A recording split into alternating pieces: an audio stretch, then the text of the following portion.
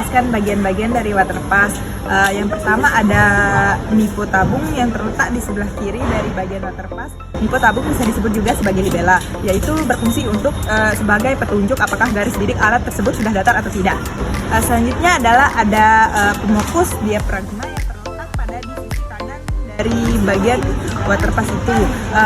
Pemokus diafragma ini berfungsi sebagai pengukur untuk sebagai kejelasan untuk melihat suatu objek atau target. Ada skru pemokus bidikan horizontal, yaitu berfungsi sebagai arah penunjuk supaya bidikan ke rambu ukur itu jelas. Selanjutnya ada 3 skru pendatar yang terletak pada sisi bawah bagian waterpass yang berfungsi sebagai alat agar waterpass berdiri dalam keadaan datar. Saya akan menjelaskan plat dasar. Letak paling bawah alat bagian berbentuk cakram hitam. 3 skru penyetel level. Nah, ini dia. Nah, terus fungsinya dudukan untuk menghubungkan alat ke statif atau tripod dan menopang alat agar stabil. Nah, selanjutnya pelindung lensa. Nah, pelindung lensa ini fungsinya untuk melindungi lensa dari debu. Lensa dari debu dan goresan saat digunakan. Terus benang bidik. Benang bidik terletak pada di dalam waterpass tersebut, tidak tampak dari luar, berada di dalam lensa okuler bagian belakang yang diarahkan ke mata pengguna. Ini dia. Nah, fungsinya menampilkan garis silang untuk membantu membidik rambu ukur dengan tepat. Nah, selanjutnya bingkai dan basis. Letaknya struktur bodi luar berwarna kuning. Ini dia. Ini bodinya ini sebenarnya yang warna kuning, membantu membidik rambu ukur dengan tepat. Fungsinya kerangka utama tempat semua komponen optik dan mekanik melekat termasuk lensa, skru, penyetel, dan plat dasar.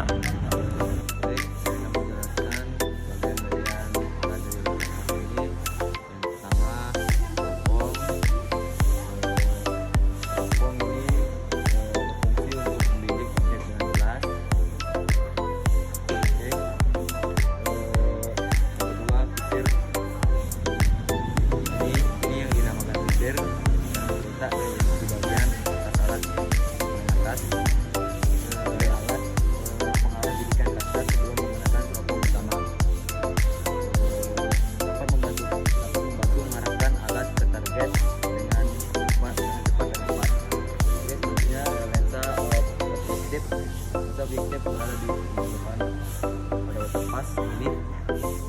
Oke, kelihatan. Berfungsi untuk menangkap bayangan objek yang akan diukur.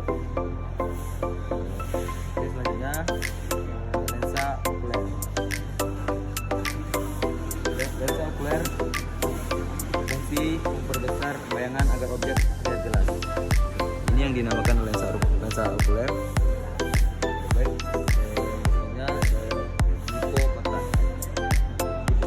Tabung berisi cairan dan gelembung udara biasanya terpasang pada badan alat waterpass. Oke, kelihatan. Nipo kotak berfungsi menunjukkan apakah alat sudah dalam posisi datar atau mendatar. Di sini saya akan menjelaskan tentang frame. Frame adalah bagian utama untuk menopang seluruh bagian komponen waterpass. Memperkenalkan satu alat di mengukur, yaitu tripod. Tripod memiliki 3 kaki, 1, 2, dan 3. Dan di kaki tripod ini terdapat untuk mengunci kaki tripod, berfungsi agar kaki tripod tidak tergeser. Ini adalah kaki statif. Fungsi dari kaki statif ini adalah bagian penyangga utama dari statif yang berfungsi untuk menopang instrumen survei pada ketinggian yang diinginkan. Terus penggantung unting-unting. Yang ini namanya penggantung unting-unting. Fungsi dari penggantung unting-unting ini digunakan untuk memastikan bahwa instrumen berada di tepat di atas titik pengukuran dengan menggunakan bantuan unting-unting atau benda yang digantung dengan tali atau benang. Selanjutnya saya akan menjelaskan bagian-bagian pada rambu ukur. Nah, bagiannya yaitu rambu ukur ini panjangnya biasanya 3 meter sampai dengan 5 meter panjangnya, dan fungsinya untuk memungkinkan pembacaan elevasi dari berbagai tinggi, terutama di medan yang tidak rata. Nah, selanjutnya ketebalan dan kekuatan rambu menunjukkan seberapa tebal rambu ukur. Nah, tebal rambu ukurnya ini menunjukkan seberapa tebal dan kokoh bahan rambu biasanya dari aluminium atau fiberglass. Fungsinya untuk memberikan kekuatan dan kestabilan agar tidak melengkung atau goyah saat digunakan, sehingga pembacaan tetap akurat.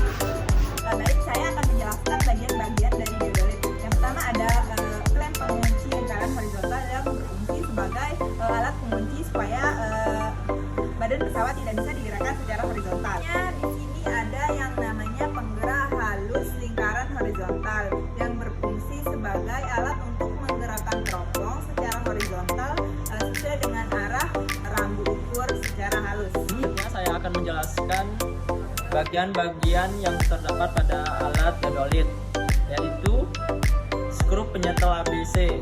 Terdapat 3 dia. Nah, fungsinya untuk menyetel kedudukan instrumen secara horizontal pada alat dasar, dan fungsinya juga dia untuk menstabilkan tabung LIFO. Ini dia. Untuk menstabilkan yang ada gelembungnya ini harus terletak pada bagian tengah-tengahnya. Nah, selanjutnya plat dasar. Ini plat dasarnya yang paling bawah ini dia. Nah, fungsinya untuk tempat dudukan alat dan penghubung ke tripod, berfungsi menopang dan menstabilkan alat ukur. Ini namanya pegangan. Fungsi dari pegangan ini sebagai tempat memegang atau membawa alat agar mudah digunakan tanpa merusak komponen sensitif. Terus yang ini tepat baterainya, sumber daya listrik untuk menghidupkan alat deodorit ini.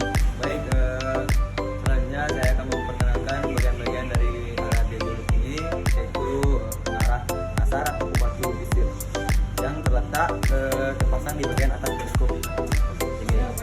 Ini guys.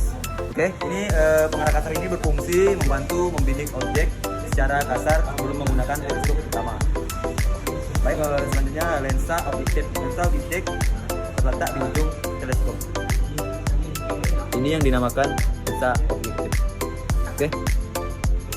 Lensa objektif ini berfungsi untuk menangkap bayangan objek yang akan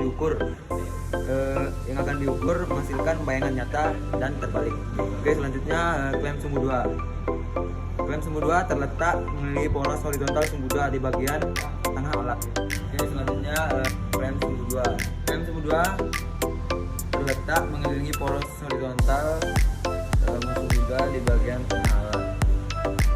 Oke, fungsi mengunci teleskop agar tidak bergerak saat pengukuran sudut vertikal. Sumbu 2 letak sumbu 2 poros horizontal yang menghubungkan teleskop dengan badan alat. Yang berfungsi tempat teleskop berputar ke arah vertikal, naik turun untuk mengukur sudut vertikalnya. Hipotropong letaknya biasanya terpasang dekat teleskop berupa tabung kecil yang berisi cairan dan gelembung udara. Oke, di sini terdapat hipotropong.